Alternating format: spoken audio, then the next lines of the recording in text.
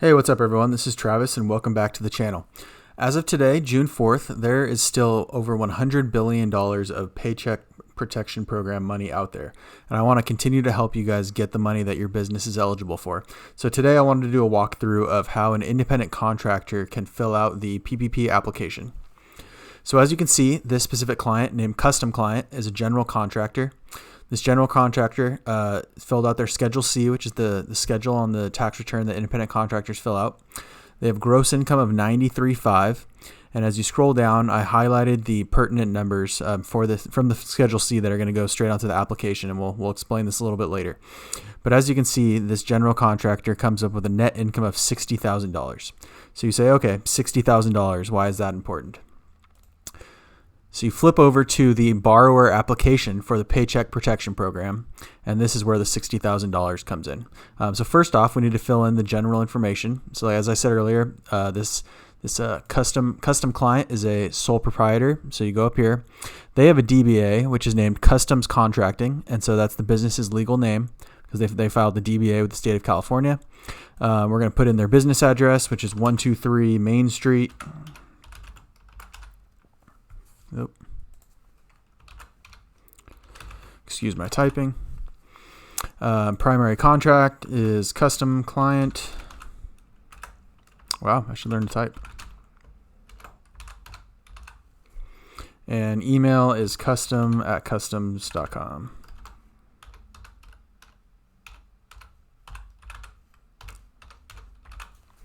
Okay, so this average monthly payroll, that is the number where that $60,000 from the Schedule C comes into play. So average monthly payroll, we're going to take this $60,000, which is their annual income.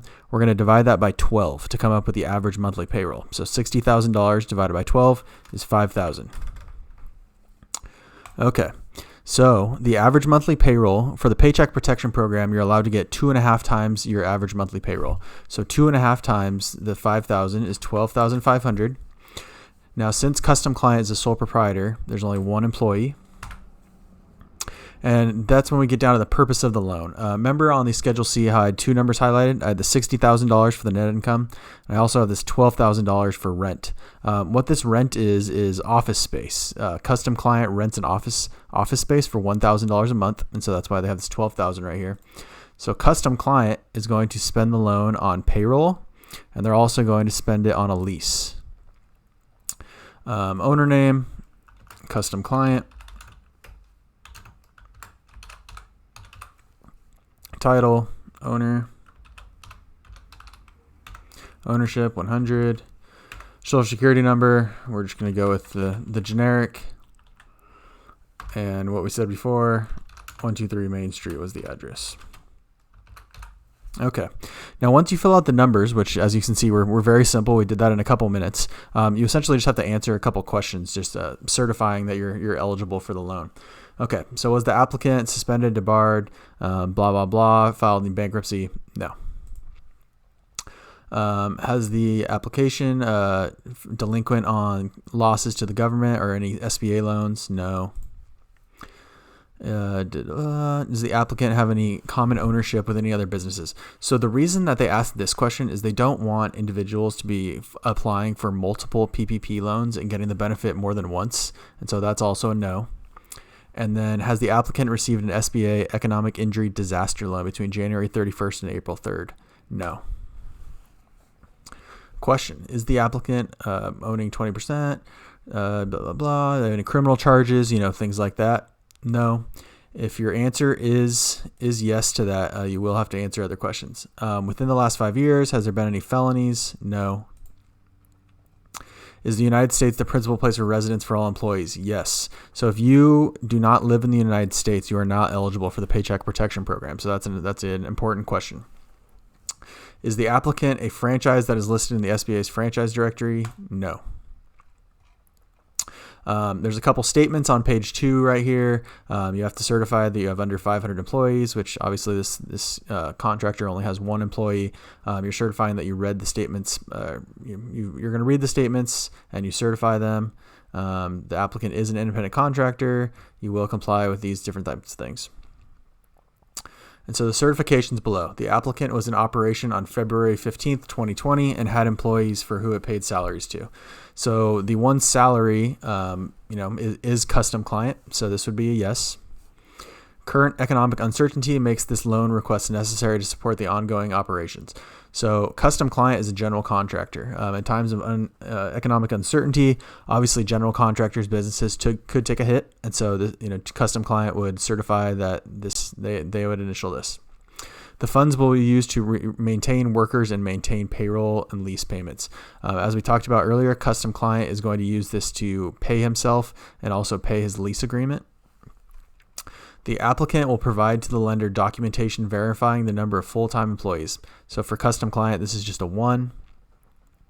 I understand that loan forgiveness will be provided for the sum of documented payroll costs, covered mortgage interest payments, covered rent, and covered utilities. So this one is actually changed, and the SBA has not changed their website application yet. But you see where it says 25% for non-payroll costs. So that number is actually not updated. Recently, as of the last 24 hours, Congress and the Senate approved where this number can actually be 40%. So 40% of your loan can be spent on non-payroll costs. During the period beginning on February 15th and ending on December 31st, 2020, the applicant has not and will not receive another loan.